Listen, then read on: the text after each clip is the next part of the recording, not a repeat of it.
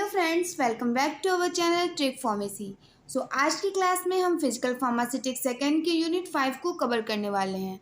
तो यूनिट 5 हमारी last unit है फिजिकल फार्मास्यूटिक्स सेकेंड की। तो आज यहाँ पर हम इसके इम्पोर्टेंट क्वेश्चंस एंड सॉल्यूशन को डिस्कस करेंगे। लेकिन सबसे पहले ना हम ये जानते हैं कि हमारा यूनिट 5 है क्या। तो यूनिट 5 हमारी ड्रग स्टेबिलिटी के ऊपर है और इसके अंदर ना हमको पहला टॉपिक है ना रिएक्शन काइनेटिक्स।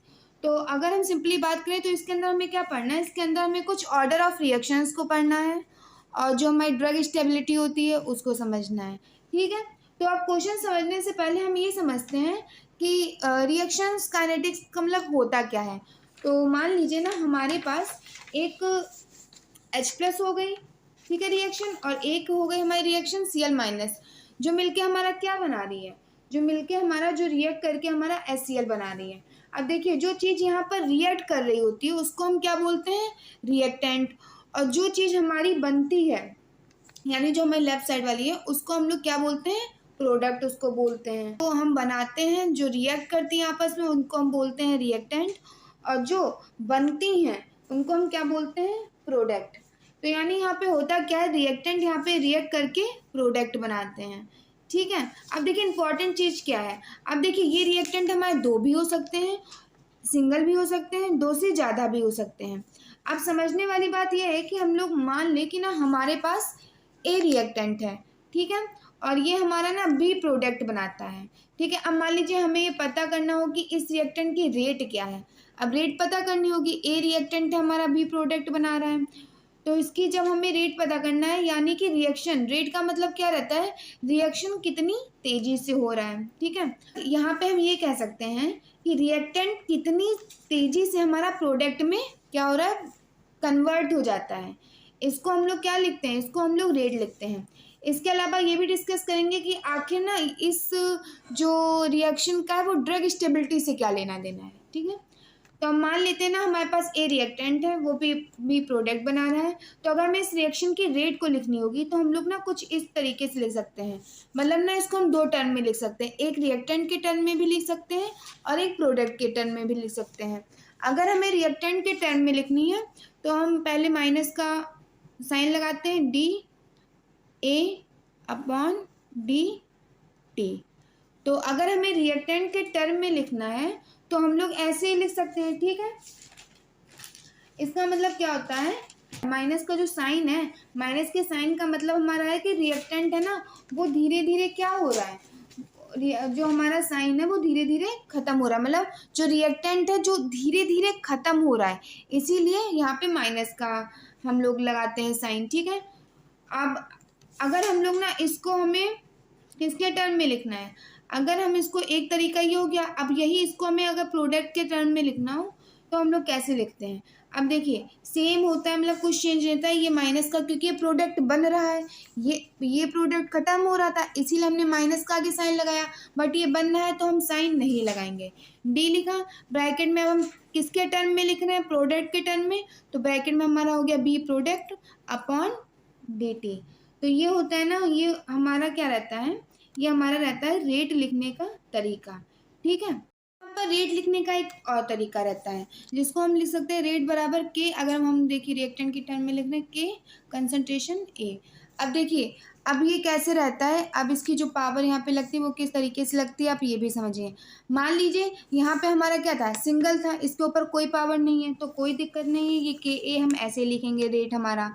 लेकिन मान लीजिए हमारा h की पावर क्या होता है, h की पावर 2 है या कुछ और भी होता, तो जो पावर होगी ना वही इसके ऊपर लिख दी जाती है। जैसे इसमें पावर 2 है तो हमने a के ऊपर क्या पावर लगा दी, हमने a के ऊपर 2 पावर लगा दी। अगर पावर नहीं है तो वहाँ पर कुछ भी नहीं लिखेंगे, और कुछ भी नहीं लिखेंगे तो उसका क्या मतलब होता है, 1, उसका मतलब होता है हमारा 1।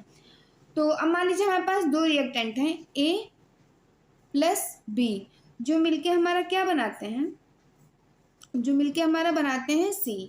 ठीक है, तो जब हम लोग इसके रेट को लिखेंगे तो रेट हमारा क्या हो जाएगा, K और A+B हमारा कंसंट्रेशन ब्रैकेट में रह जाएगा, और जो इन दोनों की पावर होगी वो हम लोग कैलकुलेट करके लिखेंगे। ठीक है, इनकी पावर क्या है, इनकी पावर क्या है, इन दोनों को कैलकुलेट करके हम लोग लिख लेंगे। तो आई होप अब आपको समझ में आ गया होगा। ठीक है, एक हम इस तरीके से लिख सकते हैं और एक हम इस तरीके से लिख सकते हैं। ठीक है। अब इसके बाद हम लोग समझते हैं कि जो रिएक्शन काइनेटिक्स होता है ना, उसका हमारी ड्रग से क्या लेना देना होता है, ड्रग स्टेबिलिटी से उसका लेना देना क्या होता है। तो देखिए, एक चीज़ आप लोगों को पता है कि जो हमारा ड्रग है, कोई भी दवा हो या कोई भी प्रोडक्ट हो, उसकी सेल्फ लाइफ होती है। ठीक है, उसकी क्या रहती है, एक फिक्स सेल्फ लाइफ होती है। ठीक है, 2 साल चलेगा या 5 साल चलेगा, उसके बाद वो प्रोडक्ट क्या हो जाता है, एक टाइम के बाद वो, उसकी जितनी लाइफ होती है उसके बाद वो क्या हो जाता है, एक्सपायर हो जाता है। यानी कि प्रोडक्ट धीरे धीरे क्या होना लगता है, ख़त्म होने लगता है, डिग्रेड होना शुरू हो जाता है। थोड़ा आप समझिए कि किसी भी प्रोडक्ट की सेल्फ लाइफ को हम लोग पता कैसे करते हैं, या कह सकते हैं सेल्फ लाइफ खत्म होने के बाद उसका होता क्या है। तो होता ये है कि जो हमारा ड्रग है ना, वो डिग्रेड होना शुरू हो जाएगा। ठीक है, तो इसमें यही है कि डिग्रेड कितनी तेजी से हो रहा है, ये भी तो एक केमिकल रिएक्शन से ही हो रहा होगा ना। तो यानी इसमें क्या होगा, ड्रग रिएक्टेंट क्या रोल प्ले करेगा, और जो खराब प्रोडक्ट बन रहा होगा वो प्रोडक्ट होगा। तो हम यहाँ पर ये पता करते हैं कि जो ड्रग है वो कितने टाइम में डिग्रेड हो रहा है, या उसका डिग्रेडेशन किस प्रकार से हो रहा होता है। तो उन सब चीज़ों के लिए यहाँ पे क्या होता है, उन सब चीज़ों के लिए हम लोग यहाँ पे रेट को लिखते हैं। ठीक है, सब में अलग अलग प्रकार से रिएक्शन काइनेटिक्स को जब हम यूज़ करते हैं, तो सब में ऐसा नहीं सब में एक प्रकार का रिएक्शन यूज़ हो, किसी में अलग हो सकता है, किसी में दूसरे तरीके का अलग हो सकता है। ठीक है, अब हमें हमारे सिलेबस में देखिए कुछ प्रकार के हमको रिएक्शन पढ़ने, जैसे एक हो गया हमारा जीरो ऑर्डर रिएक्शन, एक हो गया हमारा फर्स्ट ऑर्डर रिएक्शन, एक हो गया हमारा सेकेंड ऑर्डर रिएक्शन, एक होता है हमारा स्यूडो ऑर्डर रिएक्शन। ठीक है, तो हम मेनली जो एग्ज़ाम में ना जीरो और फर्स्ट ऑर्डर रिएक्शंस लॉन्ग में ज़्यादा पूछते, तो हम लोग ना मेनली हम लोग यही समझेंगे, बाकी इतना टफ नहीं होता है। अगर आप लोगों ने ध्यान से पढ़ा तो आप लोगों को काफ़ी अच्छे से समझ में आ जाएगा। ठीक है, अब हम बात करते हैं हमारे फर्स्ट क्वेश्चन की। What do you mean by reaction kinetics, reaction kinetics का मतलब क्या रहता है। तो reaction kinetics is defined as the study of the rate at which chemical reaction occurs and the factors that influence this rate. तो reaction kinetics क्या होता है, ऐसी स्टडी जो केमिकल रिएक्शंस के रेट को क्या करती है, स्टडी करती है कि किस तरीके से हमारा क्या हो रहा है, रिएक्शन हो रहा है। It help us to describe order of reaction, ये किस में हेल्प करती है, रिएक्शन काइनेटिक्स हेल्प करने में कि कौन सा रिएक्शन का ऑर्डर हो रहा है, फर्स्ट ऑर्डर रिएक्शन हो रहा है, सेकेंड ऑर्डर हो रहा है, कि कौन सा हो रहा है। ठीक है, तो ये होती है हमारी रिएक्शन काइनेटिक्स, काफ़ी बार 2 मार्क्स में पूछी जा चुकी है, तो आप इतना लिख सकते हैं। नेक्स्ट क्वेश्चन है हमारा, what do you mean bye pseudo zero order kinetics. Pseudo zero order kinetics क्या रहता है, देखिए लॉन्ग में तो ना के बराबर ही आता है, शॉर्ट में आता है, तो आप इतना लिख लेंगे, आपके लिए क्या रहेगा, इनफ रहेगा। तो pseudo zero order kinetics occurs when a reaction that is actually of higher order appears to follow zero order kinetics because one reactant is present is constant amount। तो स्यूडो जीरो ऑर्डर जो reaction होता है हमारा, वो zero order जो अभी हम समझाएंगे आपको, जीरो ऑर्डर जो रिएक्शन होता है ना, वो बिल्कुल स्यूडो जीरो ऑर्डर जो होता है वो हमारा वैसे ही बिहेव करता है जीरो ऑर्डर रिएक्शन की तरह। क्यों, क्योंकि जो उसका जो रिएक्टेंट होता है, because one reactant is present in constant amount, क्योंकि जो रिएक्टेंट होता है वो क्या रहता है, वो कांस्टेंट अमाउंट में प्रेजेंट रहता है, इसीलिए ये कैसा बिहेव करता हुआ हमें दिखाई देता है, जीरो ऑर्डर काइनेटिक्स की तरह। ठीक है, तो वो यही होता है स्यूडो जीरो ऑर्डर काइनेटिक्स, इसको इतना ही लिख देंगे, आपके लिए इनफ रहेगा। ठीक है, तो अब हम लोग बात करते हैं हमारे नेक्स्ट क्वेश्चन की, जो है define zero order reaction, give equation for determining self life and half life same. तो इसमें रिएक्शंस के बारे में जब ये पूरा हमारा यूनिट है, तो ज़ीरो ऑर्डर रिएक्शन जो होती है ना, हमारी काफ़ी इंपॉर्टेंट रिएक्शन है। तो इसको आपने क्या करना है, काफ़ी ध्यान से समझना है, क्योंकि अगर आप ये जीरो ऑर्डर अगर आप लोग समझ लोगे, तो चाहे फर्स्ट ऑर्डर रिएक्शन है, सेकंड ऑर्डर रिएक्शन है, आप अच्छे से लिख पाओगे उसे, मतलब आपको हर एक सेपरेट समझने की नीड ही नहीं होगी। तो इसको ना थोड़ा सा आपने क्या करना है, ध्यान से समझना है। और अगर ना भी समझ में आए तो आप लोगों ने क्या करना है, इसको अब लास्ट टाइम पर अगर आप लोग पढ़ रहे हो और बिल्कुल भी नहीं माइंड में जा रहा है, तो आप लोग क्या कर ली, इसको वैसे मैं रटने से मना करती हूँ, लेकिन इसको अगर नहीं समझ में आ रहा, पहली बात तो समझने की कोशिश करिए, बट अगर फिर भी समझ में नहीं आ रहा है तो आप ना इसको जैसा ये है वैसा आप इसको रट लीजिएगा, अब हम यही कह सकते हैं। तो these are those reaction in which of reaction is independent of the concentration of the reactant. देखिए ये किस प्रकार की रिएक्शंस होती हैं? ये हमारी ऐसी रिएक्शंस होती हैं जो इंडिपेंडेंट होती हैं, यानी कि इसमें जो कंसंट्रेशन ऑफ द रिएक्टेंट होता है वो इंडिपेंडेंट रहता है। अब ऐसे आपको लिखने से तो समझ में आया नहीं होगा, तो आपको मैं ना थोड़ा समझाती हूँ। मान लीजिए हमारे पास ना ए रिएक्टेंट है, ठीक है, और ये क्या बना रहा है, हमारा ये बी प्रोडक्ट बना रहा है। तो नॉर्मली क्या होता है, जितनी हम इसकी कंसंट्रेशन बढ़ाएंगे, जितनी भी हम जो हमारा ए है इसकी कंसंट्रेशन बढ़ाएंगे रिएक्टेंट की, तो क्या होगा, हमारे प्रोडक्ट की जो फॉर्मुलेशन है वो भी उतना तेज होगा। यानी जितना हम तेज इसमें बढ़ाएंगे उतना तेजी से हमारा फॉर्मुलेशन होगा, यानी प्रोडक्ट बनेगा, ठीक है। तो नॉर्मली ऐसा होता भी है, हमें फर्स्ट ऑर्डर में यही देखने को मिलेगा। लेकिन हमारे जीरो ऑर्डर रिएक्शंस में ऐसा नहीं होता है। उसमें क्या रहता है कि आप जितना भी रिएक्टेंट का जो हमारा कंसंट्रेशन होता है ना, उसको जितना भी आप बढ़ा लो, लेकिन हमारा जो प्रोडक्ट है वो कांस्टेंट बनेगा। मतलब आप ऐसे समझिए, मान लीजिए ना हमारे पास 10 मोल है रिएक्टेंट, या 100 मोल है, या हम क्या है 500 मोल है, ठीक है। तो जो हमारा कंसंट्रेशन हम 10 मोल की मान लीजिए, हम 5 मोल प्रति हार की स्पीड से हमारा ये क्या हो रहा है, हमारा ये प्रोडक्ट बन रहा है, फॉर्मुलेशन हो रही है। तो फिर चाहे हम इसको 100 मोल ले लेंगे रिएक्टेंट, चाहे हम 500 मोल ले लेंगे, जो हमारी फॉर्मुलेशन होगी वो हमारी कांस्टेंट ही रहेगी। वो ऐसा नहीं है ना, हमने 10 मोल लिया तो उसकी फॉर्मुलेशन अलग रहेगी, 100 मोल लिया उसकी फॉर्मुलेशन अलग रहेगी, या 500 मोल की जो फॉर्मुलेशन है वो अलग रहेगी। वो उतनी ही स्पीड से, यानी वो हमारा जो है वो कांस्टेंट रहेगा। फर्स्ट ऑर्डर में क्या रहता है, वहीं पे हम मान लीजिए अगर 10 मोल लेते हैं, तो मान लीजिए 10 मोल लेने पे 5 मोल प्रति आवर की स्पीड से क्या हो रहा है, हमारा डिग्रेड हो रहा है। तो हो सकता है 100 मोल लेने पे ये 50 ml की प्रति स्पीड से हो, 500 मोल लेने पे कितना 100 ml की प्रति, मतलब डिग्रेड जो होता है हमारा। ये फॉर्मुलेशन का मतलब, अगर ये मैं कांस्टेंट बता रही हूँ तो वो होगा इतनी स्पीड पे डिग्रेड, ऐसा नहीं है ना समय चेंज हो जाएगा। तो ये रहता है हमारा जीरो ऑर्डर रिएक्शन में, हमारा ये रहता है। तो ये थोड़ा समझने वाला है कि ना जीरो ऑर्डर काइनेटिक्स के रेट इंडिपेंडेंट होता है। कंसंट्रेशन ऑफ रेट को आप कितना भी कांस्टेंट ले लो, ठीक है, वो कांस्टेंट ही रहेगा। यानी कि आप कितना भी उसका कंसंट्रेशन ले लो, वो क्या रहेगा हमारा, वो हमारा कांस्टेंट रहेगा, ठीक है। तो रेट लिखने के ना दो वे होते हैं, आपको पता है। एक होता है ना के ए के टर्म में, एक होता है डी अपॉन डी टी के टर्म में, ठीक है। तो हम लोग ना सबसे पहले के ए के टर्म में लिखते हैं। तो के ए के टर्म में अब ये क्या होता है, के होता है कंसंट्रेशन ऑफ ए होता है, और हमारा उसके ऊपर जो होती है उसकी पावर एक्स होती है। तो अब इसको कैसे लिखते हैं, कैसे निकालते हैं, वो भी आप यहाँ पे थोड़ा समझिए। देखिए मान लीजिए हमारा ना ए से बी बनना है, और ये हमारा किसको फॉलो कर रहा है, ये हमारा फॉलो कर रहा है जीरो ऑर्डर को। तो यहाँ पर तरीका क्या होता है लिखने का, इस तरह से ना, के कंसंट्रेशन ए, और ऊपर यहाँ पे जहाँ पे मैंने एक्स बनाया है वो पावर को डिनोट करता है। ये एक्स किसको डिनोट कर रहा है यहाँ पे, तो ये डिनोट करता है यहाँ पे रिएक्शन की पावर कितनी है।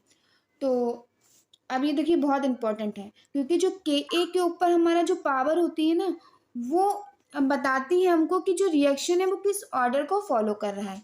तो यहाँ पर ये जीरो ऑर्डर को फॉलो करती है, तो एक्स का हमारा जो वैल्यू हो जाएगी वो कितनी हो जाएगी, 0। यानी अगर हमारी जो रिएक्टेंट है, या जो हमारा वो रिएक्शन है, वो हमारी अगर जीरो ऑर्डर को फॉलो कर रही है, तो हमारी जो एक्स की वैल्यू है, यानी पावर हमारी क्या हो जाएगी, 0। वहीं यहाँ पर अगर मान लीजिए फर्स्ट ऑर्डर रिएक्शन को फॉलो करती, तो हमारी एक्स की वैल्यू क्या हो जाती, 1 हो जाती। वहीं ये सेकेंड ऑर्डर को फॉलो करती, सेकेंड ऑर्डर रिएक्शन जो हमारी होती है, तो हमारी एक्स की वैल्यू 2 हो जाती। तो आपने अब समझ में आ गया कि अगर जीरो ऑर्डर को फॉलो कर रही है तो हमारी एक्स की वैल्यू क्या हो जाएगी, एक्स की वैल्यू 0 हो जाएगी, ठीक है। तो हम लोग यहाँ पे अब एक्स की वैल्यू क्या लेंगे, एक्स की वैल्यू हम लोग यहाँ पे 0 लेंगे। अब एक्स की वैल्यू 0 का मतलब क्या होता है, किसी की जो पावर है वो 0 हो, उसका मतलब क्या रहता है। अब मान लीजिए 2 की पावर हम 0 कहें, तो उसका मतलब क्या होगा, उसका मतलब 1 ही तो होगा। ऐसे ही अगर हम एक्स की पावर के कंसंट्रेशन ए की पावर एक्स, और ये जीरो ऑर्डर को फॉलो कर रहा है, तो हमारा क्या हो जाएगा कि ए की पावर एक्स है, कंसंट्रेशन ए की पावर क्या है, एक्स माने 0, तो के इंटू 1, तो हमारा रेट क्या हो जाएगा यहाँ पे, के को 1 से मल्टीप्लाई करेंगे तो के ही आएगा, तो रेट हमारा क्या हो गया यहाँ पे, रेट हमारा हो जाता है के।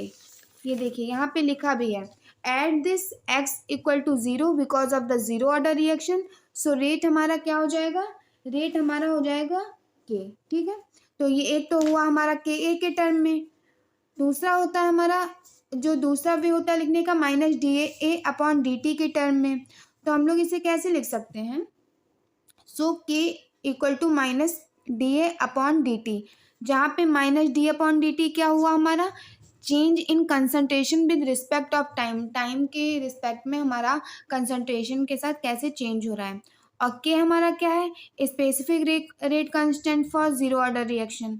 ठीक है, तो इसकी जो हमारी डेरिवेशन होती है वो हम लोग ना इस तरीके से लिखते हैं। तो देखिए the rate of zero order को हम लोग minus d a upon d t equal to k भी लिख सकते हैं, या फिर हम क्या करेंगे, जो हमारा डी टी है इसको हम ना इस साइड में भेज देंगे, जब भी कोई अपॉन में होता है, यानी कोई डिवाइडेशन में होता है हमारा इक्वेशन, और उसको हमें दूसरी साइड में भेजना होता है, अगर वो किस में डिवाइडेशन में, वो किस में चला जाएगा, हमारा मल्टीप्लिकेशन में चला जाएगा, तो इसको हम ऐसे भी लिख सकते हैं कि minus d a equal to k into d t. ठीक है, तो ऑन इंटीग्रेटिंग बोथ साइड, मतलब इंटीग्रेशन करने पे दोनों साइड पे, अब इंटीग्रेशन क्या आता है आपने ये पहले समझ लीजिए, तो आपको ये इक्वेशन इजीली समझ में आ जाएगी। तो मान लीजिए ना हमारा कोई रिएक्टेंट है, यानी ए से हमारा क्या बनना है, हमारा बी बनना है। ठीक है, और टाइम 0 टाइम टी, अब ये क्या है, मान लीजिए ए से बी तक बनने में टाइम 0 जा रहा है हमारा, या टाइम टी जा रहा है हमारा, तो जो हमारा रिएक्टेंट से हमारा प्रोडक्ट बनना है, और मतलब वो रिएक्शन अभी शुरू भी नहीं हुई है, टाइम हमारा 0 पे है, तो जो हमारी वो कंसंट्रेशन होती है तो उसको हम लोग लिखते हैं ए नॉट। ए नॉट यानी इसको हम लोग इनिशियल कंसंट्रेशन बोलते हैं, यानी कि हमारी रिएक्शन जो है अभी स्टार्ट नहीं हुई है। वहीं पे टाइम इक्वल टू टी, मतलब टाइम क्या हुआ, एक पर्टिकुलर टाइम बीत जाने पर, मान लीजिए कुछ टाइम बीत गया, हमारा टी टाइम हुआ, तो टी टाइम पे जो हमारी ए की कंसंट्रेशन क्या हो जाएगी, वो फिर ए बचेगी। फिर से एक बार समझ लीजिए, मान लीजिए हमारा ना कोई रिएक्टेंट से हमारा प्रोडक्ट बनना है, तो जो ए की हमारी कंसंट्रेशन होगी वो टाइम अभी 0 पे, यानी रिएक्शन स्टार्ट नहीं हुई है, तो उसकी कंसंट्रेशन हमारी ए नॉट होगी, और वहीं एक पर्टिकुलर टाइम बीत जाने के बाद कोई टाइम हमारा टी होगा, तो उसकी कंसंट्रेशन ए बचेगी। फॉर एग्जांपल मान लीजिए हमारे टाइम 0 पे जो हमारी कंसंट्रेशन थी वो 100 थी, कोई भी हमारी रिएक्शन की कंसंट्रेशन क्या थी, 100 थी। वहीं मान लीजिए टाइम बीत जाने के बाद 120 सेकेंड यानी 2 मिनट बीत गए, तो उसकी कंसंट्रेशन कितनी रह गई, 40 ही रह गई। तो यही बात यहाँ पे मैं आपको समझा रही हूँ, आई होप आपको ये थोड़ा सा समझ में आया होगा। सेम चीज़ यहाँ पे है, टाइम हमारा 0 था तो हमारी क्या होगी कंसंट्रेशन ए नॉट, और टाइम टी पे हमारी कंसंट्रेशन क्या होगी ए। तो इसको ना कुछ इस तरीके से लिखते हैं, तो करते क्या है, हम सबसे पहले डी ए की जो कंसंट्रेशन होती है ना उसका जो ए ही आता है हमारा, तो ए नॉट से ए तक गई, 0 से टी तक यानी टाइम तक जो हमारी कंसंट्रेशन गई, तो इसको हम लिखते ऐसे हैं ए माइनस ए नॉट, यानी ए नॉट से ए तक आई थी तो इसको लिखते ऊपर से नीचे हैं ए माइनस ए नॉट। और यहाँ पे क्या हो गया, के डी टी बाहर लिखा था, 0 से टी तक गई, के देखिए हमारा कांस्टेंट, रेट हमारा कांस्टेंट होता है, तो जो हमारा के होता है, कोई चीज़ कांस्टेंट होती है तो वो जो हमारी बाहर आ जाती है, तो हमारा के बाहर आ गया, और सेम एज जैसे हमने अभी ए माइनस ए नॉट किया था वैसे ही टी माइनस 0 कर दिया, तो टी माइनस 0 का क्या मतलब हुआ, टी ही मतलब हुआ, तो माइनस के टी, इधर A minus A not, A not को अगर हम इधर भेजेंगे तो ए, हमारी ए की कंसंट्रेशन क्या आ जाएगी, ए नॉट माइनस के टी, तो ये हमारी हो जाती है जीरो ऑर्डर की रिएक्शन, ये हमारी ये इक्वेशन हो जाती है A equal to A not minus के टी, जहाँ पे हमारा ए नॉट क्या होता है, इनिशियल कंसंट्रेशन ऑफ ए क्या होता है हमारा, concentration of A at any time, यानी किसी भी टाइम पे जो ए की कंसंट्रेशन हो, के हमारा क्या हो गया, रेट कांस्टेंट, और टी होता है time in which concentration change from A not to A, यानी ऐसा टाइम जहाँ से कंसंट्रेशन जो हमारी ए नॉट से ए तक चेंज हो रही है। तो ये थी हमारी इक्वेशन। आई होप आपको अब रटने की ज़रूरत नहीं पड़ेगी क्योंकि समझ में आपको आ गया होगा। ज़्यादा टफ है नहीं। अगर आपको ये क्वेश्चन वगैरह हल करनी आती होंगी तो आपने काफ़ी अच्छे से समझ में आ गया होगा। अब हम बात करते हैं ना इसके ग्राफिकल रिप्रेजेंटेशन की। अब ग्राफिकल रिप्रेजेंटेशन क्या होता है? तो देखिए, जब भी हम किसी ग्राफ के वे में निकालते हैं क्वेश्चन को, तो उसका एक रहता है y बराबर mx प्लस सी। ठीक है, जहाँ पे ये लाइन होती है हमारी y एक्सिस, ये होती है हमारी x एक्सिस, और साथ ही साथ मान लीजिए कोई स्लोप है, अगर वो स्लोप हमारी ऊपर नीचे से ऊपर जा रही है तो यानी प्लस में साइन है, और ऊपर से नीचे आ रही है तो यानी माइनस में साइन। वो जो यहाँ पे स्लोप होती हैं उसको हम लोग बोलते हैं m, और एक्स एक्सिस पे जो भी हमारी कोई वैल्यू अगर रखी होती है तो वो होती है हमारी c। अब देखिए यहाँ पे y हमारा क्या हो गया, y हमारा क्या हो गया, y एक्सिस पे a, m क्या है, m है हमारी स्लोप माइनस के, यानी ऊपर से नीचे जा रही है तो स्लोप हमारी क्या हो जाती है, माइनस के। एक्स एक्सिस पे क्या है हमारा, टाइम है। सी क्या है, एनोड, यानी जो हमारी एक्सिस है, चाहे वाई एक्सिस हो चाहे एक्स एक्सिस हो, इस पे जो वैल्यू होती है वो हमारी होती है एनोड। तो हम लोग क्या करेंगे, बाई बराबर एम एक्स प्लस सी से हम लोग जो हमारी इक्वेशन थी उसको कंपेयर करेंगे। बाई इक्वल टू ये हो गया हमारा, एम क्या है हमारा माइनस के, एक्स क्या है हमारा टी, प्लस एनोड हमारा हो गया सी। ठीक है, इसको ऐसे भी तो लिख सकते हैं। तो ये हमारा कंपैरिजन करके हमने दिखा दिया है, यानी comparing A equal to minus के T at A naught with Y equal to M X plus C, तो हमको ये मिलेगा। ये भी आप बना देंगे तो टीचर को लगेगा ना आपने काफ़ी डीपली और काफ़ी अच्छे से पढ़ा हुआ है। अब हम बात करते हैं हाफ लाइफ की। ये हमारा जीरो ऑर्डर में ही आता है। अब हाफ लाइफ क्या होता है, अब ये आप समझिए। ठीक है, तो हाफ लाइफ हमारा वो टाइम होता है जब हमारा जो कंसंट्रेशन है वो इनिशियल कंसंट्रेशन से क्या होती है, इनिशियल कंसंट्रेशन से हाफ हो जाती है। It is the time required to reduce half amount of initial concentration of reactant, यानी जो हमारी इनिशियल कंसंट्रेशन थी उससे हाफ हो गई, यानी हमारा टाइम क्या हो गया, टी अपॉन टी हाफ हो गया। ठीक है, तो मान लीजिए ना हमारा ए नॉट थी, इनिशियल कंसंट्रेशन हमारी क्या थी, ए नॉट, लेकिन हाफ टाइम में हमारी क्या हो जाएगी, ए नॉट अपॉन टू ही तो हो जाएगी। यही तो कहा गया, हाफ में क्या होगा, ए नॉट अपॉन टू हो जाएगी, क्योंकि वो आधी जो हमारी कंसंट्रेशन है वो रिड्यूस हो गई है। तो हमें कंसंट्रेशन क्या हो जाएगी, ए नॉट अपॉन टू, यानी हमारे पास क्या अभी इक्वेशन हमें मिली थी, ए नॉट माइनस के टी इक्वल टू ए। अब इसमें हम लोग क्या करेंगे, जो हमारा हाफ लाइफ में कंसंट्रेशन है तो उसमें जो वैल्यू होंगी वो हम रख देंगे। तो के हाफ टाइम में हमारा क्या रहेगा, A not minus A not upon two, यानी टाइम हमारा क्या हो गया है, टाइम हमारा हाफ हो गया है। तो इसको हम ऐसे भी लिख सकते हैं कि टी हाफ में क्या करेंगे, के को हम यहाँ पे नीचे ले आएंगे, डिवाइडेशन में, वो मल्टीप्लिकेशन में था, यहाँ पे डिवाइडेशन में आ गया, ए नॉट अपॉन टू के। तो हम ये लिख सकते हैं टी हाफ, यानी half life equal to A not upon two k. तो ये हमारी इक्वेशन हो जाएगी हाफ लाइफ की। आई होप आपको अब ये भी समझ में आया हो गया। अब हम बात करते हैं सेल्फ लाइफ की। अब सेल्फ लाइफ क्या होता है, सेल्फ लाइफ का मतलब होता है it is the time required for reactant concentration to decrease to 90% of its initial concentration, यानी कि हमारी जो इनिशियल कंसंट्रेशन थी उसका 90% क्या हो चुका है, 90% ख़त्म हो चुका है। तो उसको हम लोग क्या बोलेंगे, उसको हम लोग यहाँ पे बोलते हैं सेल्फ लाइफ। अब आपने अगर जीरो ऑर्डर रिएक्शन में जब पहला आपने एक इक्वेशन अच्छे से समझ लियोगे तो आप उससे हाफ लाइफ सेल्फ लाइफ काफ़ी इजीली निकाल सकते हैं। तो टाइम हमारा क्या हो गया, T90, यानी 90% ख़त्म हो चुका है। कंसंट्रेशन क्या हो जाएगी हमारी, 0.9 एनॉड। अब 0.9 एनॉड आया कैसे, आप ये समझिए, आप सोचिए हमने ऐसे ही लिख दिया है, नहीं, 0.9 एनॉड ऐसे आया, 90% हो चुकी है। किसकी 90% हो गई हमारी, 100 की ना, कोई चीज़ 100 की हुई है, 90% ख़त्म हो गई है। तो इसको जब हम सॉल्व करेंगे तो 0.9 ही तो आएगा, इसीलिए हमारी जो कंसंट्रेशन हो गई वो 0.9 एनॉड हो गई। फिर सेम क्या करेंगे, ए इक्वल टू एनॉड माइनस के टी में हम क्या करेंगे, इसकी वैल्यू को पुट कर देंगे। वैल्यू को पुट करने पे जब हम सॉल्व करेंगे तो हमें क्या मिलेगा, shelf life equal to 0.1 a nought upon k. ये वैल्यू किसकी हो जाएगी हमारी, सेल्फ लाइफ की। तो ये जीरो ऑर्डर रिएक्शन हमारा इतना ही था। आई होप अब आपको अच्छे से समझ में आ गया होगा।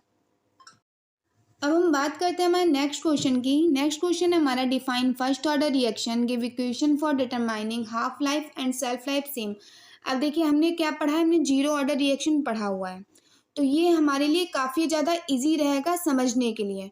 तो ये क्या रहता है हमारा, मतलब ये बिल्कुल सेम रहेगा, बस यहाँ पे x की वैल्यू क्या हो जाएगी, x की वैल्यू 1 हो जाएगी। तो these are those reaction where the rate of reaction is directly proportional to the concentration of the reactant. ये क्या रहता है, जो हमारा रेट ऑफ रिएक्शन रहता है वो डायरेक्टली प्रोपोर्शनल किससे रहता है, कंसंट्रेशन ऑफ द रिएक्टेंट, यानी रिएक्टेंट से क्या रहता है हमारा, डायरेक्टली प्रोपोर्शनल रहता है। यानी जितनी हम कंसंट्रेशन बढ़ाएंगे उतना यहाँ पे प्रोडक्ट का डिग्रेडेशन होगा। ठीक है, तो यहाँ पे हमने रेट क्या लिया हमारा, पहले तो के के टर्म में ही लिखते हैं, तो रेट हो गया हमारा के कंसंट्रेशन ए की पावर एक्स, एक्स का मान, as this is first order reaction, अगर ये फर्स्ट ऑर्डर रिएक्शन है तो एक्स की वैल्यू यहाँ पे क्या हो जाएगी, एक्स की वैल्यू यहाँ पे 1 हो जाएगी। तो हमें रेट क्या मिला, तो हमें रेट मिला के कंसंट्रेशन ए, ये हमारा क्या हो गया रेट। ऑल्सो अगर हम इसको ना डी अपॉन डी टी के टर्म में लिखेंगे तो minus d upon d t same ऐसे ही रहेगा। अब इसको कंपेयर करते हैं, minus d upon d t equal to k concentration a. अब देखिए जीरो ऑर्डर में ए हमारा चला गया था, इसमें ए है, ये चीज़ ध्यान रखना, क्योंकि हमारी जो एक्स की वैल्यू थी वो 1 थी, वहाँ पे एक्स की वैल्यू 0 थी, तो हमारा ए का फिर कुछ वैल्यू ही नहीं बचा था, यहाँ पे ए एग्जिस्ट कर रहा है। तो minus d upon d t equal to k concentration a, तो minus d a upon a equal to minus k d t, यानी डी टी हमारा क्या हुआ, डी टी हमारा इधर चला गया है और ए हमारा इधर आ गया है, तो माइनस के डी टी हो गया है एंड माइनस भी ऑल्सो उधर गया है हमारा। तो इस इक्वेशन को हम कैसे, इस इक्वेशन को हम ऐसे लिख सकते हैं। ठीक है, अब सेम इंटीग्रेटिंग करनी है दोनों साइड में। अब वही चीज़ जो मैंने समझाया था, इंटीग्रेशन कैसे होता है हमारा, ए नॉट से ए तक, 0 से टाइम तक। ठीक है, तो सेम एज वैसे इसमें भी करेंगे, बीच में हमारी जो कंसंट्रेशन है डी अपॉन ए लिखी जाएगी। अब इसकी जो इक्वेशन होगी उसको कैसे सॉल्व करेंगे ये भी देखते हैं। अब एक चीज़ आप लोग समझिए, जो माइनस डी अपॉन ए की कंसंट्रेशन जो भी, उसे हम जब लिखते हैं तो उसे हम लॉग ए में लिखते हैं। तो जो भी हमारा इंटीग्रेशन करने के बाद आएगा लॉग ए, तो A A naught equal to minus के टी टी ओ। ठीक है, तो log A minus log A naught equal to minus के T minus 0, log A minus log A naught equal to minus के टी, क्योंकि 0 की कोई वैल्यू ही नहीं है, हट गया, तो लॉग ए, फिर लॉग एनॉड को हमने उधर भेज देना है, तो log a equal to log a nought minus के t. Now log e x, मतलब कोई भी जो हमारा लॉग की अगर जब हम वैल्यू निकालते हैं तो वो 2.303 हम लिखते हैं उसको, तो 2.303 log 10 x, hence we can write above. अब इस इक्वेशन को हम यहाँ पे कैसे लिख सकते हैं, 2.303 log 10 a equal to 2.303 log 10 a nought minus के टी। इस इक्वेशन को हमने यहाँ पे ऐसे लिख लेना है, dividing the above equation by 2.303। फिर जो पूरी इक्वेशन थी इसको हमने सेम 2.303 से हमें क्या करना है, डिवाइड करना है। तो हमें जो मिलेगा, हमें जब यहाँ से इससे डिवाइड किया तो 2.303 यहाँ पे कट गया, यहाँ पे कट गया, ये वाला हमारा नहीं कटेगा, तो इसको हम कुछ ऐसे लिखेंगे, log 10 a equal to log 10 a nought minus के टी अपॉन 2.303। और यही हमारी फर्स्ट ऑर्डर रिएक्शन की जो हमारी रेट होगा, यानी जो हमारी रिएक्शन है वो हमारी कुछ इस तरीके से आ जाएगी। ठीक है, तो इसको ना एक बार सिर्फ आपको ध्यान से समझना, और ये समझना है 2.303 कहाँ से रखना है और वैल्यू किस प्रकार से हमारे जो भी इक्वेशन है उसमें पुट करनी है, कहाँ पे डिवाइड करना है। ठीक है, अब सेम बात करते हैं इसके ग्राफिकल रिप्रेजेंटेशन की। तो comparing above equation with y equal to M X plus C, Y equal to M X plus C से हम क्या कर रहे हैं, इसको कंपेयर कर रहे हैं। तो हमारा y क्या हो जाएगा, हमारा y एक्सिस पे हो गया हमारा log 10 है, m हो गया हमारा स्लोप, स्लोप क्या हो जाएगा हमारी माइनस के 2.303, माइनस के अपॉन 2.303 हमारी स्लोप हो गई, x एक्सिस पे हमारा टाइम हो गया, और c हमारा हो गया log 10 एनॉड, जो हमारी log 10 एनॉड होगी वो हमारी वैल्यू होगी। ठीक है, सेम एज जैसे हम लोगों ने अभी जीरो ऑर्डर में पढ़ा था हाफ लाइफ सेल्फ लाइफ, तो जब हम फर्स्ट ऑर्डर को लिखेंगे इसमें भी हमने हाफ लाइफ पढ़नी है, सेल्फ लाइफ लिखनी है, और तो इसमें ज़्यादा कुछ समझाने वाला है नहीं। आपने अगर फर्स्ट ऑर्डर रिएक्शन अच्छे से समझ लिया तो ये भी आपके लिए काफ़ी ईजी रहेगा समझने के लिए। तो time in which reaction complete 50% वही होता है हमारा हाफ लाइफ, जब हमारा जो टाइम है वो आधा बीत जाए। तो हमें कंसंट्रेशन क्या हो जाएगी, टाइम हमारा हाफ हो गया, टी क्या हो गया हमारा हाफ, टी हाफ, तो कंसंट्रेशन हमारी हो जाएगी n0/2। तो अब हमारे पास इक्वेशन तब अलग थी, अब इक्वेशन हमारी लॉग में करके ये पूरी हमारी क्या दी हुई है, ये पूरी हमारी इक्वेशन दी हुई है। तो इस इक्वेशन को हम इस तरीके से लिख सकते हैं, यानी हमने क्या किया, वापस से हमने जो log 10 n0 था उसको मैं इधर ले आई। तो log 10 n0 minus log 10 a equal to KT/2.303। तो log 10 a0/a equal to KT/2.303। अब देखिए t हमारा क्या हो गया 2.303/k log 10 n0/a, यानी हमारा जो हमने इधर भेजा तो हमारी इक्वेशन है पूरी चेंज होके इक्वेशन हमारी कैसी आ जाएगी, इक्वेशन पहले हमारी ये आ जाएगी। लेकिन इसमें भी अभी हमने क्या किया, हमने अभी हाफ वैल्यू पुट ही नहीं की है। अब हम यहाँ पे now if we put the value of t half and a n0/2, तो हमें इक्वेशन कैसे मिलेगी। अभी तो हम यहाँ पे नॉर्मल इसकी इक्वेशन निकाल लेते हैं ना, लेकिन जब हम इसमें हाफ लाइफ का इक्वेशन पुट करेंगे तो टाइम हमारा टी हाफ हो जाएगा, ये हमारा सेम हो जाएगा log 10 ए की वैल्यू n0/2 हो जाएगी। ए की वैल्यू तो होती है n0/2, तो n0 से n0 हमारा कट जाएगा, तो log 10 2 हो जाएगा हमारा। तो के इधर आ गया हमारा के टी हाफ 2.303 इंटू 0। अब log 10 2 का हमारा जो मान होता है, हमारा जो यही रहता है 0.3010। ये सब आपको ना थोड़ा सा समझ के याद भी करने की ज़रूरत पड़ेगी कि किसकी वैल्यू क्या होती है। तो वो होता है हमारा 0.693। तो हमारा जो टाइम हाफ आ जाएगा ना, जो हमारी हाफ लाइफ है वो 0.693 किया जाएगी। ये देखिए आप समझ लीजिएगा, और अगर आता है ना तो एक दो चीज़ें इसकी मेन याद रख लीजिएगा, क्योंकि ये ज़्यादा पेपर में फंसता नहीं है। एक ही बार आया है, वो भी 10 मार्क्स में आया है, बट आपको ऑप्शंस में मिल जाते हैं। फर्स्ट ऑर्डर रिएक्शन इतनी टिपिकल नहीं थी, लेकिन इसमें अगर आपको लॉग वगैरह प्लस वैल्यू याद करने को पड़ेगा तो मे भी आपके लिए थोड़ा सा टफ हो जाए या फिर टिपिकल हो जाए पढ़ने के लिए। तो इसको ना आप एक बार अच्छे से समझ लीजिएगा कि पेपर में आए तो आपको ऐसा ना लगे ना कि पता नहीं कहाँ से आ गया है। बाकी ज़्यादा कुछ नहीं है इसमें समझाने वाला।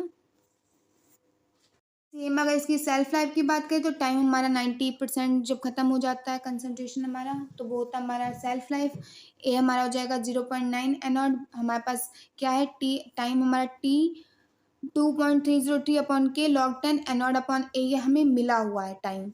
तो इसमें जब हम लोग वैल्यू रखेंगे तो वैल्यू हमारी जो पूरी हम इक्वेशन सॉल्व करेंगे तो हमारा T90 यानी सेल्फ लाइफ हमारी क्या आ जाएगी 0.105/k। तो फर्स्ट ऑर्डर रिएक्शन में इतना ही था। नाउ अब हम बात करते हैं हमारे नेक्स्ट क्वेश्चन की, जो है हमारा right the unit of specific rate constant of zero order reaction and second order reaction. तो जो हमारी यूनिट होती है ना, ये 2 मार्क्स में काफ़ी बार पूछा जा चुका है, तो इसको ना आप लोग पढ़ लीजिएगा अच्छे से। तो द यूनिट ऑफ के depend on the reaction order. जो यूनिट ऑफ के होती है ना, रेट की जो हमारी यूनिट होती है वो किस पे डिपेंड होती है, रिएक्शन ऑर्डर पे डिपेंड होती है। To ensure the rate has units of concentration per time. क्या होता है हमारा यूनिट कैसे निकल जाती है हमारी कंसंट्रेशन पर टाइम से। तो हमारी अगर ज़ीरो ऑर्डर रिएक्शन है तो हमारा रेट क्या हो जाएगा, के हो जाएगा, और इसकी यूनिट हो जाएगी मोल L-1 S-1 और कंसंट्रेशन अपॉन टाइम। ठीक है, आप कंसंट्रेशन अपॉन टाइम लिख देंगे, अगर आप ये बोलें तब भी आपका सही माना जाएगा।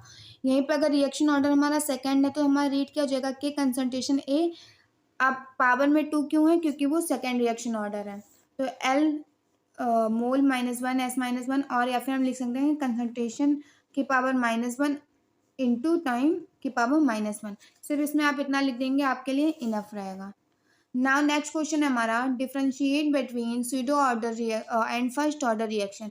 यानी जो हमारा स्यूडो जीरो ऑर्डर है और जो हमारा फर्स्ट ऑर्डर रिएक्शन है उसमें डिफरेंस क्या है। तो हमारा जो स्यूडो ऑर्डर है ना, वो आपसे कुछ इसी तरीके से पूछा जाता है, या तो वो सिंगल आपसे 2 मार्क्स में पूछ लिया जाए या फिर डिफरेंशिएट में पूछ लिया जाए।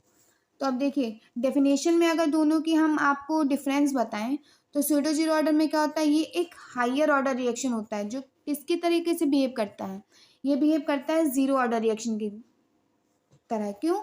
क्योंकि इसका जो कंसंट्रेशन होता है वो हमारा कांस्टेंट होता है।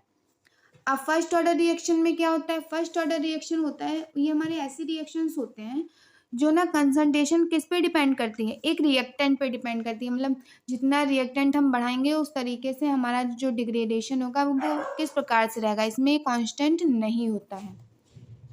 अब वहीं अगर रेट डिपेंडेंस की बात करें तो स्यूडो जीरो ऑर्डर रिएक्शन में जो रेट होता है वो इंडिपेंडेंट होता है, ठीक है। और हमारा फर्स्ट ऑर्डर में क्या रहता है? Rate is directly proportional to concentration. Concentration से डायरेक्टली वो क्या होता है? प्रोपोर्शनल होता है। इक्वेशन में रेट हमारा इसमें के होता है, उसमें हमारा रेट क्या होता है? के कंसंट्रेशन ए, क्योंकि पावर हमारी यहाँ पे क्या होगी? फर्स्ट ऑर्डर है तो वन होगा, वन का मतलब ए ही है।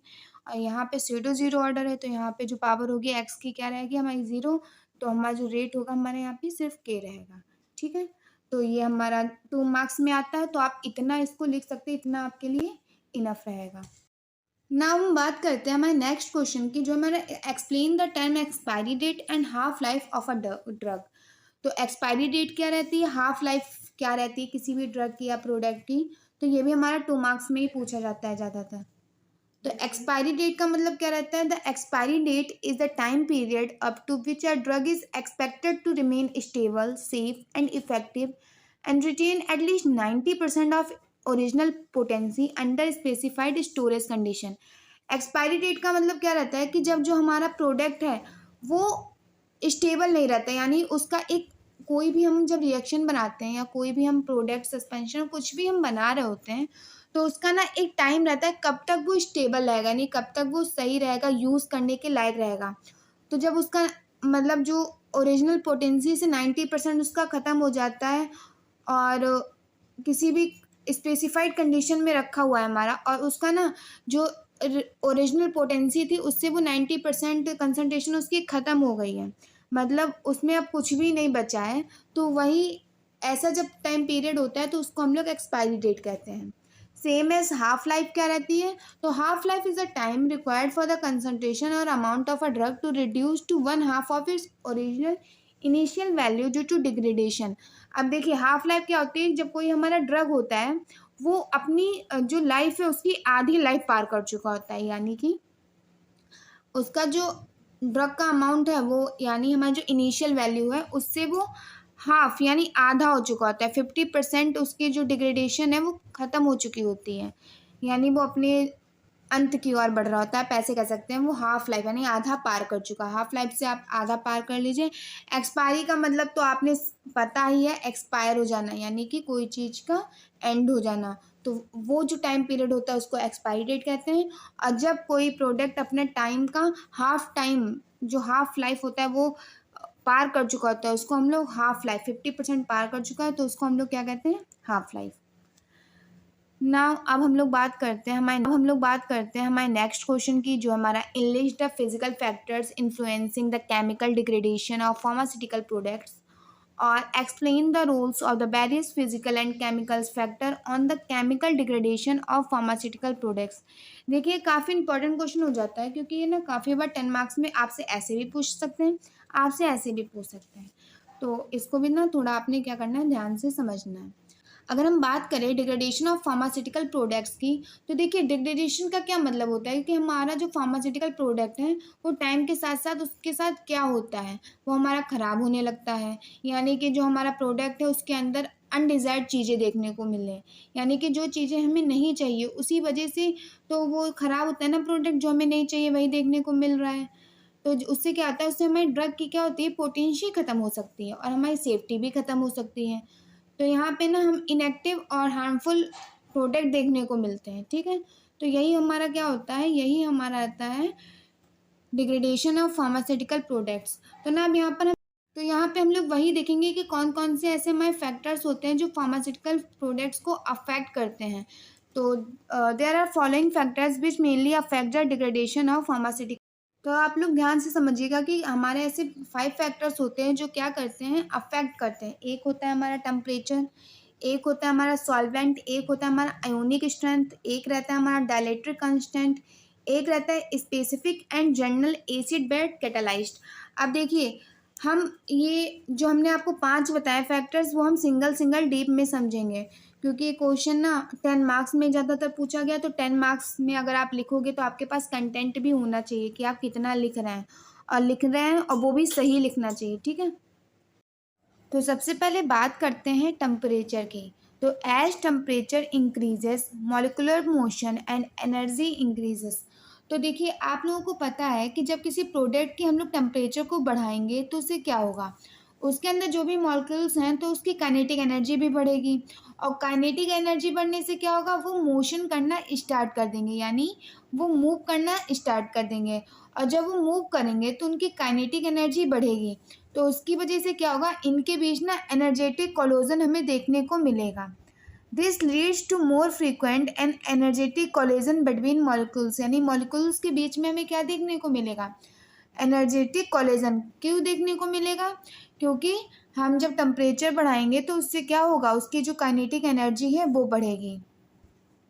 More molecules cross the activation energy barrier, speeding up the reaction, faster degradation। अब देखिए, अगर काइनेटिक एनर्जी बढ़ रही है मॉलिक्यूल्स की तो वो वाइब्रेट कर रहे हैं, तो होगा क्या, वो धीरे धीरे रिएक्शन फास्ट होगी। अब देखिए, आपको पता है कि कोई भी प्रोडक्ट हमारा होता है वो कब स्टेबल होगा, जब उसका रिएक्शन जो है वो स्लो होगा। पर यहाँ पे अगर हम टेम्परेचर को बढ़ाएंगे तो टेम्परेचर बढ़ने से क्या होगा, हमारी रिएक्शन बढ़ेगी, और रिएक्शन बढ़ने से क्या होगा, हमारा यहाँ पर एक्टिवेशन एनर्जी बैरियर का है वो उससे क्रॉस हो जाएगा। तो वो बैरियर जो क्रॉस हो जाएगा तो यहाँ पे जो मॉलिक्यूल्स हैं, यानी हम यहाँ पे कह सकते हैं कि इतना एनर्जी उनको चाहिए होता है एक्टिवेट होने के लिए, मतलब जितना भी एनर्जी चाहिए होता है इनको एक्टिवेट होने के लिए, वो अगर ये लोग क्रॉस कर जाएंगे तो क्या होगा, ये एक्टिव हो जाएंगे। और क्रॉस कैसे करेंगे, जब टेम्परेचर बढ़ेगा तो वो क्या कर देंगे, टेम्परेचर बढ़ने से उसका जो हमारा बैरियर है वो क्रॉस हो जाएगा, तो उससे क्या होगा, हमारा फास्टर डिग्रेडेशन होगा, यानी जो हमारा प्रोडक्ट है वो जल्दी डिग्रेड होना शुरू हो जाएगा, ठीक है। अब अगर फॉर एग्जांपल अगर हम आपको समझाएं कि गर्मियों में चीज़ें क्या होती हैं, बहुत जल्दी ख़राब हो जाती हैं, वहीं ठंड में इतनी जल्दी ख़राब नहीं होती हैं। क्यों, क्योंकि गर्मी में क्या रहता है, टेम्परेचर ज़्यादा रहता है, और सर्दियों में इतना टेम्परेचर ज़्यादा नहीं रहता है। अगर साथ में इसकी एग्जाम्पल की बात करें तो penicillin G degrades quickly at high temperature. जो पेनिसिलिन जी है वो डिग्रेड होता है टेम्परेचर में, बहुत जल्दी डिग्रेड हो जाता है। अब प्रिवेंशन की अगर हम बात करें तो store temperature sensitive drugs in cool और रेफ्रिजरेटेड कंडीशन। अब देखिए, इसीलिए आप देखिए प्रोडक्ट के पर लिखा भी होता है, कोई भी हमारा सस्पेंशन हो, कुछ भी हमारा प्रोडक्ट हो, उस पर लिखा रहता है ना, store in cool temperature, cool and dark temperature. क्यों क्यों, इससे उसका टेम्परेचर बढ़े ना, और मतलब 2 से 8 डिग्री सेल्सियस तक टेम्परेचर में वो रहे, तो हमारा जो भी प्रोडक्ट रहेगा वो ज़्यादा टाइम तक स्टेबल रहेगा। Avoid exposure to high temperature during storage and transport. अब देखिए, साथ में ये भी हम कर सकते हैं कि जो हाई टेम्परेचर में जब भी स्टोर करें या ट्रांसपोर्ट करें तो वो हाई टेम्परेचर तक ना पहुँचें, यानी उसमें जो टेम्परेचर है आसपास का टेम्परेचर ऐसा ना हो, हाई हो, जिससे वो बेकार होने लगे। नाउ नेक्स्ट हम लोग बात करते हैं सॉल्वेंट की। Solvent polarity and composition influence drug stability reaction pathway. जो हमारा सॉल्वेंट होता है ना वो किससे इन्फ्लुएंस करता है, ड्रग स्टेबिलिटी को इन्फ्लुएंस करता है और रिएक्शन पाथवे को इन्फ्लुएंस करता है। Aqueous solvents water can cause hydrolysis. Organic solvents example alcohol PEG can reduce degradation by limiting water activity. अब देखिए, सॉल्वेंट में अब आप लोगों को पता है कि ज़्यादातर जितनी भी लिक्विड फॉर्मुलेशंस होती हैं उनमें हम लोग उन लिक्विड्स में वाटर का यूज़ होता है। अब वाटर जो होते हैं वो माइक्रोब्स के लिए बहुत ही मेजर न्यूट्रिएंट्स सोर्स होते हैं। तो यहाँ पर होता क्या है, यहाँ पे होता ये है कि फॉर्मुलेशन हमारी वाटर का यूज़ करके बनाई जाती है, तो उसमें जो माइक्रोब्स की ग्रोथ होती है ना उसके चांसेस काफ़ी बढ़ जाते हैं, ठीक है। तो हम क्या कर सकते हैं, हम ऑर्गेनिक सॉल्वेंट्स का यूज़ कर सकते हैं जिससे हमारी जो डिग्रेडेशन हो वो रिड्यूस हो जाए, यानी कि जब वाटर का यूज़ ज़्यादा रहेगा लिक्विड में और यूज़ उसमें माइक्रोब्स की ग्रोथ बढ़ेगी तो उससे क्या होगा, हमारा प्रोडक्ट बेकार हो जाएगा या फिर उसमें जो डिग्रेडेशन है वो फास्टर हो जाएगी, ठीक है। तो यही होता है हमारा सॉल्वेंट। इसके अगर एग्जांपल की हम बात करें, Easter degrade via hydrolysis in water. Easter degrade होता है जब वाटर में क्या रहता है, हाइड्रोलाइसिस होता है। Nitroglycerin is more stable in alcoholic solvents. अब नाइट्रोग्लिसरीन क्या रहता है, ज़्यादा स्टेबल किस में रहता है, वाटर में नहीं रहता है, वो ज़्यादा स्टेबल रहता है एल्कोहलिक सॉल्वेंट्स में। अगर हम लोग वाटर की जगह लिमिटेड वाटर यूज़ करें और उसकी जगह पे ऑर्गेनिक सॉल्वेंट्स यूज़ करें तो उससे जो हमारा प्रोडक्ट है वो उसका जो डिग्रेडेशन है वो रिड्यूस हो जाता है। अब साथ ही साथ अब हम लोग यहाँ पे बात करें इसके प्रिवेंशन की, तो use mixed solvent example water plus ethanol to reduce hydrolysis. अब देखिए एक चीज़ समझिए, ज़्यादातर सॉल्वेंट का मतलब वाटर है और उसमें वाटर क्या करता है, बहुत ही मेजर रोल प्ले करता है ड्रग के डिग्रेडेशन में। तो हम लोग मिक्स सॉल्वेंट का यूज़ कर सकते हैं, जैसे वाटर एंड अल्कोहल का एक मिक्स सॉल्वेंट का यूज़ करते हैं हाइड्रोलाइसिस को रिड्यूस करने के लिए, या फिर हम लोग वाटर को एनहारिस या नॉन एक्वेस सॉल्वेंट से रिप्लेस भी कर सकते हैं। देखिए यहाँ पे लिखा भी हुआ है, रिप्लेस वाटर विद एनहाइड्रस और non aqueous solution when stability is a concern. यानी हम लोग क्या कर सकते हैं, नॉन एक्वेस सॉल्वेंट और एनहाइड्रस का से उसको क्या कर सकते हैं, रिप्लेस कर सकते हैं, या ऐसे सॉल्वेंट सिस्टम यूज़ कर सकते हैं जो based on drug compatibility and stability हों। यानी ना हो, अगर हम लोग बात करें डाइलेक्ट्रिक कांस्टेंट की, तो ये हमारा बहुत ही मेजर टॉपिक हो सकता है, क्योंकि ये ना अलग से 7 मार्क्स में भी पूछ लिया जाता है, तो इसको आपने थोड़ा सा ध्यान से समझना है। The dielectric constant measures solvent polarity. जो हमारा डाइलेक्ट्रिक कांस्टेंट होता है वो क्या मेज़र करता है, सॉल्वेंट की पोलरिटी कैसी है उसको ही क्या करता है, मेज़र करता है। High dielectric constant example water promotes ionisation of drugs and reagents may enhance ionic degradation.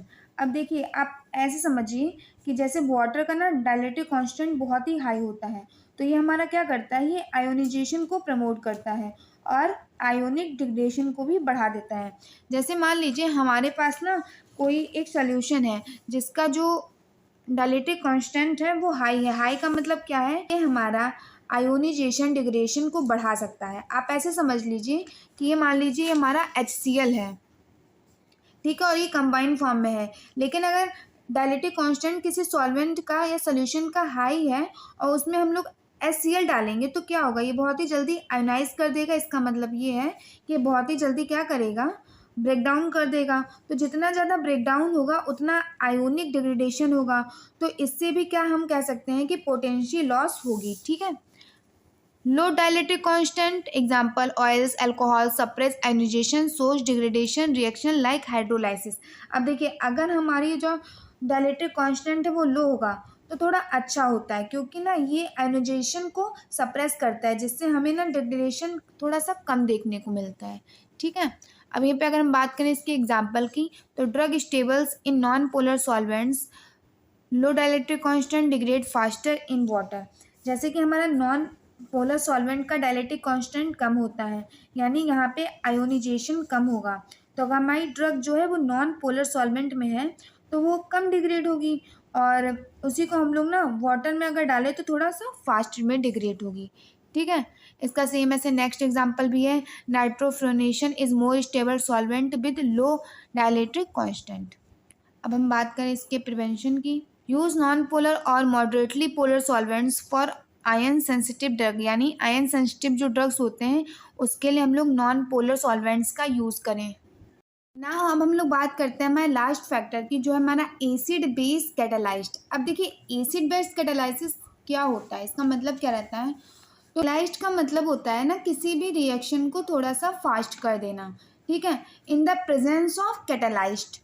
तो ये फिनोमेना जो होता है हमारा कैटालाइज्ड होता है। अब कैटालाइज्ड हमारे लिए अच्छी थोड़ी ना होते, क्योंकि जब कैटालाइज्ड होगा तो हमारी रिएक्शन फास्ट हो जाएगी, और रिएक्शन फास्ट हो जाएगी तो क्या हो जाएगा, हमारा डिग्रेडेशन जो है वो बढ़ जाएगा। अब यहाँ पर देखिए एसिड बेस कैटालाइसिस का मतलब है कि जो हमारे एसिड और बेस हैं वो कैटालाइसिस का रोल प्ले करेंगे, यानी कि कुछ ऐसे केमिकल्स कुछ ऐसे ड्रग्स होते हैं जो एसिड और बेस मिलकर रिएक्शन को फास्ट कर देते हैं। अब देखिए जो एसिड और बेस कैटालाइसिस होते हैं वो 2 टाइप्स के होते हैं। अब देखिए many degradation reactions are catalysed by H+ acid और बेस, ठीक है। ये 2 टाइप्स के होते हैं, एक होता है हमारा स्पेसिफिक एसिड बेस कैटालाइसिस, एक होता है हमारा जर्नल एसिड बेस कैटालाइसिस। अब स्पेसिफिक एसिड बेस कैटालाइसिस में क्या रहता है, ओनली इन्वॉल्व्स H+ और OH- यानी एसिड और base. General acid base catalysis में क्या होता है, involve buffer species in addition to H+ और मतलब एसिड बेस में बफर स्पाइसेस का भी एडिशन होता है। अब यहाँ पर अगर हम बात करें इसके एग्जाम्पल की, तो एस्प्रिन एक इसका एग्जाम्पल हो गया, hydrolysed faster under alkaline condition, ठीक है। एक इसका एग्जाम्पल हम कह सकते हैं penicillin C, degrade in acidic condition due to B lactam ring opening, ठीक है। अब यहीं पे अगर हम बात करें इसके प्रिवेंशन की, तो select optimum pH for stability of each drug. Select क्या करना है, हम ऑप्टिमम पीएच को सिलेक्ट कर सकते हैं। Next, use buffer system that do not catalyse degradation. ऐसे बफर सिस्टम्स का यूज़ करें जो कैटालाइज डिग्रेडेशन जिसमें ना हो। अवॉइड स्ट्रांगली एसिडिक और basic environments unless necessary for solubility. अब देखिए, स्ट्रांगली एसिड या बेस इन्वायरमेंट को क्या करें, अवॉइड करें जब तक कि उनकी सॉल्युबिलिटी में नीड ना हो। ये थे हमारे barriers physical and chemical factors जो कि हमारे फार्मास्यूटिकल डिग्रेडेशन को अफेक्ट करते हैं, ठीक है। तो आई होप आपको पूरा कुछ समझ में आ गया होगा ना। नेक्स्ट हम लोग बात करते हैं हमारे अगले क्वेश्चन की, जो है हमारा explain the determination of order of a chemical reaction. ये काफ़ी इंपॉर्टेंट क्वेश्चन है, काफ़ी बार 7 मार्क्स में भी एग्जाम में पूछा जा चुका है, तो थोड़ा आप लोग इसको ध्यान से समझिएगा। तो the order of a reaction is the sum of the power of concentration terms in the rate equation. Rate equation के टर्म में जो भी सम होता है हमारा पावर ऑफ कंसंट्रेशन का, वही होता है हमारा order of a reaction. It can be determined by the following methods. अब कुछ ऐसे मेथड्स हैं जिनसे ये क्या होता है, डिटरमाइन होता है। तो इसका पहला मेथड हो गया हमारा ग्राफिकल मेथड। तो plot concentration versus time for different rate laws. अब देखिए, हम लोगों ने पिछले क्वेश्चन में, चाहे वो फर्स्ट ऑर्डर रिएक्शन हो चाहे जेडो ऑर्डर रिएक्शन हो, उसमें जो हम लोगों ने रेट इक्वेशन के बाद एक ग्राफ मेथड देखा था, y बराबर mx प्लस सी, यानी उसको ग्राफिकल मेथड से कैसे हम रिप्रेजेंट कर रहे थे, तो वही होता है हमारा graphical method. A plot of data in the form of a graph, यानी जो हमारा डाटा रहता है वो किस फॉर्म में रहता है, ग्राफ के फॉर्म में। तो जीरो ऑर्डर बराबर A versus time linear, first order in A versus time linear, and second order में 1/a वर्सेस टाइम लीनियर। तो इसको आप ग्राफिकल मेथड को ऐसे लिख सकते हैं। सेकेंड मेथड रहता है हमारा सब्स्टिट्यूशन मेथड। अब सब्स्टिट्यूशन मेथड क्या रहता है, substitute experimental values into different integrated rate equation. जो हमारा इंटीग्रेटेड रेट इक्वेशन था वही हमारा सब्स्टिट्यूशन मेथड रहता है, जिसमें जीरो ऑर्डर का रहता है हमारा a equal to A not minus के टी, फर्स्ट ऑर्डर का रहता है log a equal to log A not minus के टी अपॉन 2.303। सेम एज हमारा सेकेंड ऑर्डर का रहता है 1/a इक्वल टू 1/ए नॉट प्लस के टी। जो हमारा इंटीग्रेटेड इक्वेशन था वही यहाँ पे सब्स्टिट्यूशन मेथड में हमको देखने को मिलता है। नेक्स्ट होता है हमारा हाफ लाइफ मेथड। अब उसमें हमने हाफ लाइफ और सेल्फ लाइफ देखा था, तो हाफ लाइफ मेथड क्या रहता है, determine relation between half life and initial concentration, यानी जो हमारी इनिशियल कंसंट्रेशन होती है और जो हाफ लाइफ होती है उसके बिटवीन जो भी हमारा टाइम आता है तो उसको हम लोग हाफ लाइफ कहते हैं। जीरो ऑर्डर में time half life depends on a nought, first order में क्या रहता है, time half life equal to 0.693 upon k constant रहता है हमारा, और सेकंड ऑर्डर में time half life inversely proportional रहता है एनोड के। तो ये होता है हमारा chemical order of a reaction. तो आई होप आपको ये भी समझ में आ गया होगा ना। हम बात करें हमारे नेक्स्ट क्वेश्चन की। नेक्स्ट क्वेश्चन है हमारा, compute the accelerated stability testing for determine of expiration dating of pharmaceutical doses form. अब ये भी काफ़ी टाइम 7 मार्क्स में पूछा जाता है, तो ये कुछ हमारे इंपॉर्टेंट क्वेश्चंस होते हैं जो आपने काफ़ी ध्यान से पढ़ने हैं। तो accelerated stability testing is a method use to predict the shelf life और expiration date of pharmaceutical product. अब देखिए, कोई भी हमारा प्रोडक्ट रहता है तो उसकी सेल्फ लाइफ या फिर जो उसकी जो एक्सपायरी डेट है उसको जो प्रिडिक्ट करता है, तो वो मेथड हमारा क्या रहता है, एक्सेलरेटेड स्टेबिलिटी टेस्टिंग होता है। यानी ये प्रिडिक्ट करता है सेल्फ लाइफ और एक्सपिरेशन डेट को किसी भी प्रोडक्ट की, by storing them under a elevated stress condition to speed up degradation. मतलब ऐसी ऐसी कंडीशंस में वो रखता है जिससे पता चले कि कब उसका सेल्फ लाइफ हुआ है या फिर कब उसका एक्सपिरेशन डेट है।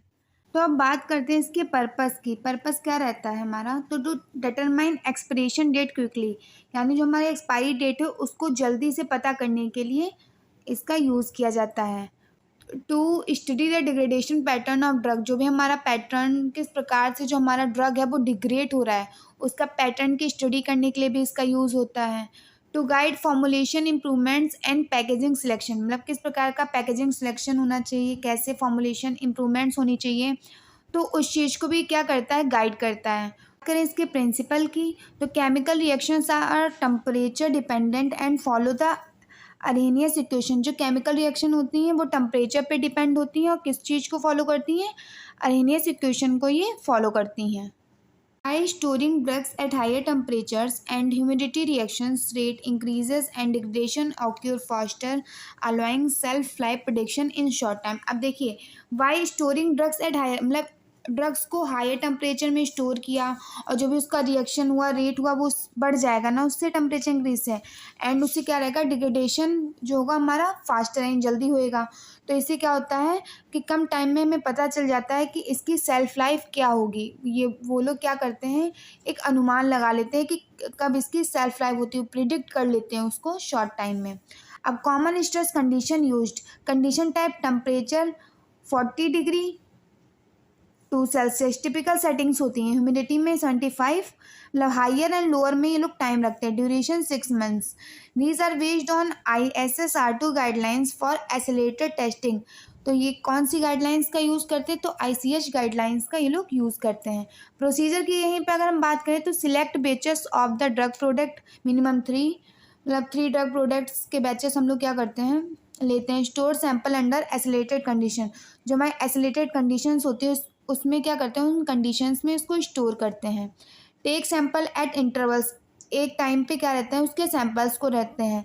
अब सैंपल्स लेने के बाद क्या करते हैं, एनालाइज करते हैं, उसकी फिजिकल अपीयरेंस को एनालाइज करते हैं, एजे को करते हैं, degradation product, dissolution, moisture content, इन सबको क्या करते हैं, इन सबको ये एनालाइज करते हैं। तो एक्सेलरेटेड स्टेबिलिटी टेस्टिंग की हमारे एडवांटेज क्या होती हैं, fast estimation of self life, यानी सेल्फ लाइफ जल्दी पता चल जाती है। Useful in early formulation storage, जो हमारी जल्दी फॉर्मुलेशंस होते हैं ना उनकी स्टोरेज में यूज़फुल होती हैं। Reduce time and cost of long term studies, यानी ये शॉर्ट टाइम में हो जाता है तो बहुत ही ना टाइम कॉस्ट ज़्यादा लगती है, ना बहुत लॉन्ग टाइम लगता है इन सबको जानने के लिए। ठीक है, तो ये था हमारा एक्सेलरेटेड टेस्टिंग। अब बात करें हमारे नेक्स्ट क्वेश्चन की, जो हमारा right a brief note on photolytic degradation of formulation preparation and it's prevention.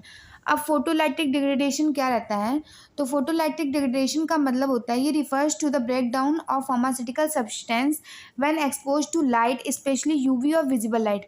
यानी जो हमारा सब्सटेंस है वो कितनी जल्दी ब्रेक डाउन होता है जब वो लाइट या फिर वो यूवी लाइट होती है ना, या विजिबल लाइट होती हैं, उनके कांटेक्ट में आने से कितनी जल्दी ब्रेक डाउन हो जाता है हमारा जो भी सब्सटेंस होता है। तो फोटोलाइटिक डिग्रेडेशन उसी को कहते हैं। These reaction can cause changes in the drug structure, potency and safety. तो this reaction can cause change, किसमें चेंज आ जाता है, ड्रग के स्ट्रक्चर में, पोटेंसी में, सेफ्टी में। ठीक है, एग्जाम्पल की अगर हम बात करें तो nifedipine, riboflavin and vitamin A are light sensitive drugs, यानी ये लाइट सेंसिटिव ड्रग्स होते हैं, इनको अगर हम ड्रग क्या करते हैं, एक्सपोज टू लाइट करते हैं तो ये बहुत ही जल्दी डिग्रेड होने लगते हैं। प्रिवेंशन मेथड क्या होता है, यूज़ फॉर एम्बर कलर्ड और एपेक्यू कंटेनर, मतलब ऐसे डार्क कंटेनर्स का यूज़ करें जिससे जो हमारी लाइट है वो अंदर तक ना जा पाए। स्टोरेज इन डार्क और लाइट प्रोटेक्टेड कंटेनर्स, यानी डार्क में रखें और लाइट प्रोटेक्टेड जो कंटेनर होते हैं उनमें रखें, ऐसे कंटेनर जिनमें सामने से सीधे लाइट ना जा पाए, और स्टोर करें इसको हम लोग डार्क प्लेस में। एडिशन ऑफ लाइट स्टेबलाइजर्स और यूवी एब्जॉर्बर्स इन फॉर्मुलेशन, किन किन चीज़ों का यूज़ करें, लाइट स्टेबलाइजर्स और यूवी एब्जॉर्बर्स का यूज़ करें फॉर्मुलेशन में, जिससे जो हमारा फोटोलाइटिक डिग्रेडेशन ना हो। प्रॉपर पैकेजिंग करें, this help maintain drug stability and extend self life. तो ये क्या करता है, अगर हम ये सब कर लेंगे तो इससे हमारी ना ड्रग की स्टेबिलिटी मेंटेन रहती है और ये सेल्फ लाइफ को बढ़ा देता है ना। यहीं पे हम बात करें हमारे लास्ट क्वेश्चन की, जो हमारा डिफाइन ऑक्सीडेशन एंड हाइड्रोलाइसिस। ये 2 मार्क्स में 1-2 बार देखने को मिला है, तो आपने इसको भी थोड़ा सा अच्छे से समझ लेना है। ऑक्सीडेशन क्या होता है, oxidation is the loss of electron और addition of oxygen to a drug molecule, often leading to colour changes, potential loss और टॉक्सिसिटी। तो ऑक्सीडेशन क्या होता है? ऑक्सीडेशन का मतलब होता है इलेक्ट्रॉन्स का लॉस हो जाता है और जो हमारा ड्रग होता है उसमें ऑक्सीजन का एडिशन हो जाता है, जिससे क्या होता है कलर चेंज हो जाता है, उसकी पोटेंशियल यानी एक हमारा जो ड्रग है वो हमारा ख़राब होने लगता है। Common in phenols, aldehydes, alcohols and unsaturated compound, जो हमारे इस तरीके के कंपाउंड्स होते हैं या हमारे एल्डिहाइड्स होते हैं, अल्कोहल्स होते हैं, उनमें कॉमनली देखने को मिलता है। एग्जाम्पल की बात करें तो एंडोलाइन gets oxidise and turns brown. जब एंडोलाइन जो हमारा होता है वो ऑक्सीडाइज हो जाता है तो वो ब्राउन हो जाता है, मतलब उसका कलर जो है हमारा चेंज हो जाता है। अब हाइड्रोलाइसिस क्या होता है? Hydrolysis is a chemical reaction in which a drug molecule react with water causing bond break down or leading to drug degradation. Hydrolysis का एक केमिकल रिएक्शन होता है जो कैसे जब वाटर के साथ ये रिएक्ट करता है और फिर क्या हो जाता है, रिएक्ट करने के बाद हमारा ना ये कॉजिंग बाउंड मतलब बाउंड कर लेता है ना, रिएक्ट करता है, जिसके कारण हमारा ब्रेक डाउन हो जाता है और ड्रग हमारा ख़राब हो जाता है। अब ये किस में देखने को मिलता है? तो common in Easter, amides and lactams में कॉमनली ये देखने को मिलता है। एग्जाम्पल की बात करें तो एस्प्रिन, ठीक है, एस्प्रिन इसका एक एग्जाम्पल हो गया। तो अब हमारी यूनिट 5 हमारी कंप्लीट हो गई है। ये थे हमारी यूनिट 5 के मोस्ट इंपॉर्टेंट क्वेश्चंस जिनको आपने काफ़ी ध्यान से पढ़ने हैं, ठीक है। अगर आपको कुछ नहीं समझ में आया तो आप कमेंट सेक्शन में पूछ सकते हैं, अपने डाउट को क्लियर कर सकते हैं। Thank you.